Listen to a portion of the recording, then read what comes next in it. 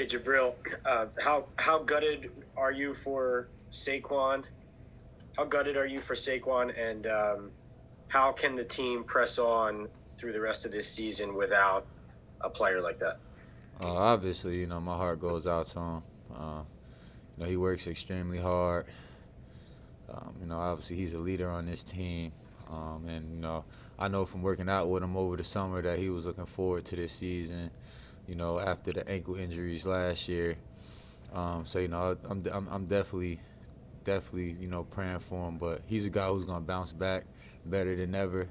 Minor setback for a major comeback, and in this league, man, injuries happen. You hate it, but it happens, and you have to have the next man up mentality. Um, you know, and I think the guys that we have in the room, do a good job. Stepping up. Zach, Bro, what's it been like playing next to a guy like James Bradbury, who seems like he's shutting down everybody he's covering, and he's played really well, especially this last week. And then what was your reaction to the interception he had, where it didn't even seem like he turned his head around to get it? Oh, Brad works hard, man. Everything you guys are seeing in the game, he's been doing since he's gotten here. He's a true pro. He takes his craft very seriously, and the plays he makes for us on Sundays, definitely go a long way. As far as his pick, he did a great job of playing through the hands. I initially thought he just broke the pass up, but to come down with that was a hell of a play in a much needed time. It was a game changing play for us, and I just hope we keep making more of them. Thanks. Tom Rock. Jabril, how do you make the second half defense from yesterday the all the time defense for this Giants? We just got to come out with that same mindset and that attitude. Um, it's still early in the year, but we can't keep coming out shooting ourselves in the foot and try to play catch up in this league. You put yourself behind the eight ball in this league. It's you make it tougher for yourself. So just attention to details. Um, we're gonna watch the film, get everything corrected up, and prepare for a good 49ers team coming in. Was that second half? Was that what it's supposed to look like for you guys? For the most part, I think we still had some mental errors and missed assignments, but our urgency was way better. We tackled better, our coverages were better, both zone and man, and I think we made it much harder on Mitch than we did in the first half. And guys are already good in this league, but you can't give them things. And I think in the second half we did just a great job of just making it hard on them, making them earn everything. Thank you. Duggan.